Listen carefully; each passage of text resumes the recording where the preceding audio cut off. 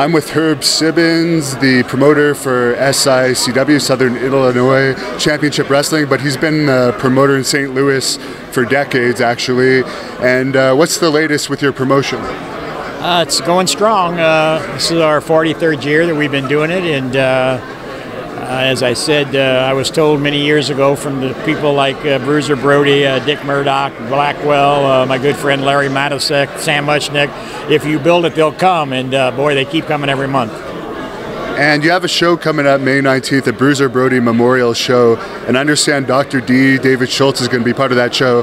I'm actually interviewing him in June, so I was wondering if you had any stories about him over the years you could share with us.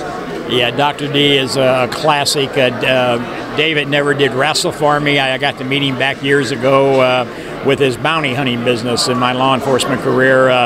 Illinois never recognized bounty hunters, but he was always on the bounty hunting expedition, and he would call us, and through our resources we would locate people that had skipped bail, and he would slip in the state in the middle of the night and convince these criminals that they ought to go back with him, and he had a very unique way of doing that.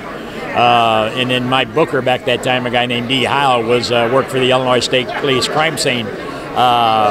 Knew Dr. D real well, and so I met him through him, but he's written that book now, so I'm helping him get the word out on that because it tells the story of the wrestling and the bounty hunting, and so we're really glad he's going to be coming in on May the 19th, and him and Brody was good friends, and in fact there's a picture in the book of him and Brody together, and he's looking forward to meeting Barbara Goodish, who will also be at the card. So she comes in and presents the winner of the Battle Royal, the big trophy we have. Did Tony Atlas work for you ever? No, Tony's never worked for me. I've been around Tony, but I have a little concern about Tony over the Brody deal. I'm still not sure what all took place there, but no, he's never actually worked in the ring for me.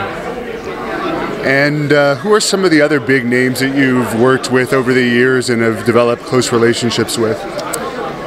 Dating way back, of course, I started, I was a fortunate young man to be with Sam Muchnick, president of the NWA for 41 years. Had the opportunity of working with Sam, of course, my good friend and partner Larry Matasek, but the wrestlers, Jack, Jerry Briscoe, Terry, Dory Funk, Crusher Blackwell, you know, people like that, Hillbilly Jim, who was just inducted into the WWE Hall of Fame.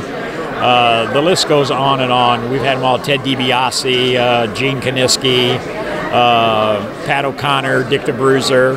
Back when I first started, the Bruiser tried to run me out of business because he didn't want me running up into the Indianapolis area, and of course that didn't last long. And we continued to run, but then him and I developed a working relationship, and then his son-in-law started working for me quite a bit, Spike Huber, and. But the list is on. I was a young man that grew up in a housing project that loved wrestling at the Chase. This year we're celebrating the 59th year of Wrestling at the Chase would have stayed on television. And I'm fortunate enough to have all those results from every match that ever took place at Wrestling at the Chase or at the Kiel Auditorium, thanks to Larry Matasek. The monthly attendance records, if you were on the card in a 2 out of 3 fall, what match you won, what you won it with, you know, Buddy Rogers, Gorgeous George, people like that was on those cards. And I have all those stats and statistics, so we use them on our TV show. And are you still on the Fight app too? Nope, got off of Fight. They never sent me a check, so I'm not on it. And you're mentioning all the attendance records that Larry Matasek kept good track of. What are some of the best attended events you promoted? The best ones I've had was the Fox Theater, the only show ever presented at the St. Louis Fox Theater.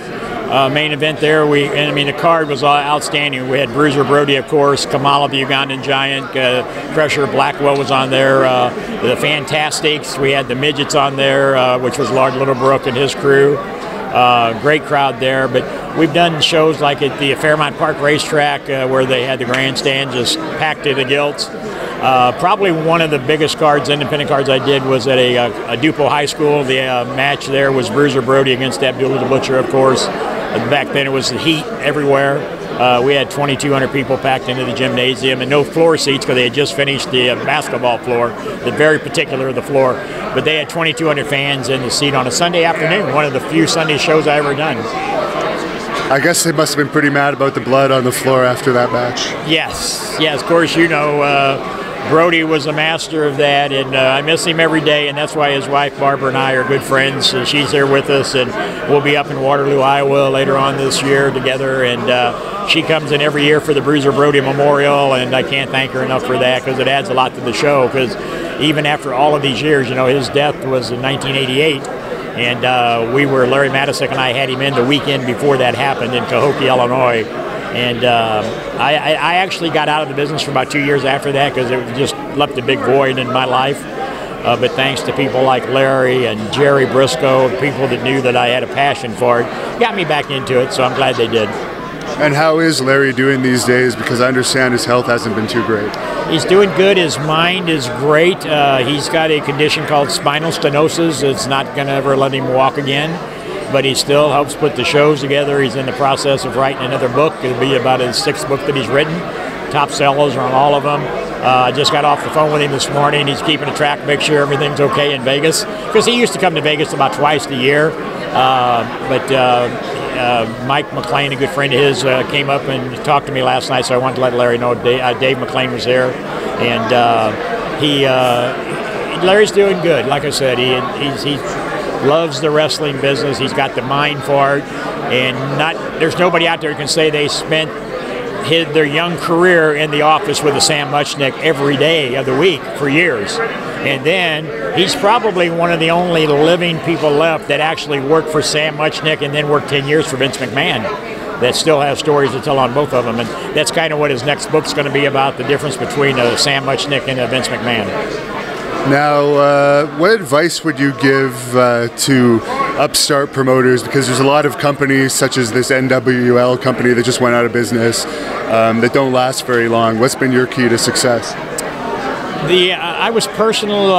The NWL, I was the first promotion in St. Louis area that they approached to buy out, and I negotiated with Major. And nice guy, young individual, had some money. We met with him on several occasions. I introduced him to Larry. I didn't quite like his concept. I saw his 5-year business plan. I didn't like the idea of guys who had been established for 2-3 years, you know, changing their names, giving them these stage names. So I think I made the right decision. I told him that you had to be careful in this business. As you well know, there's guys who will get in your ears and try to take care of themselves. So he lasted about 16 months. I turned him down. He wanted me to run a St. Louis operation for him, and I gracefully bowed out of that, which I'm glad I did. But the advice I give to these guys who wake up one morning and say, I want to be a promoter, I tell everybody, don't give up your day job, because there's no money in independent wrestling business. You got to have the passion and the drive for it. If you think you're going to get into it and make money, you better go someplace else, because it's just not there. But I think that my success has been I treat the boys good. If I make an arrangement with them, that's what it's going to be, even if I have to go in my pocket for it, because Bruiser Brody, I remember him telling me, you treat the boys right and the boys will treat you right, and so far I've not had a bad problem with anybody. And any final message you want to pass on for today here at the Cauliflower Alley? You know, this is a great event. B. Brian Blair, who's one of my guys that I've had in, runs a great show. But, you know, I date back to the days when Carl Lauer was the president of the club, and Carl and I have been friends for over 40 years. And it's just a great time. If you can't say you've been a wrestling fan and not come to Cauliflower Alley. This is the 53rd year. The problem I see is a lot of our legends are leaving us, and you know, it's a business where I think that in order to keep the wrestling business going, we've got to get people that can get out there and train these young men and women. And I mean, every time I see a YouTube video where somebody's took a bump on their head by trying to jump off of a ladder. I saw one the other day, a guy didn't hook the rope right and took a tumble out on the floor. It makes my stomach turn. These are guys that went out and bought them a pair of $50 boots and think they're a wrestler. They need to get in the ring with guys as yourself, the Al Snows of the world, or go down to Harley Race's training academy, or go down to Dory Funk Jr.'s academy. When somebody calls me and says, oh, I've been trained by ABC Promotions, call and tell me you've been trained by Dory Funk or Harley Race, and then I'll talk to you. Very good. Well, thanks for speaking with us, and we wish you continued success with your company. Fine. It's always great. I follow you guys all the time, and it's guys like you that are really keeping this business alive with your reports that you do in your business.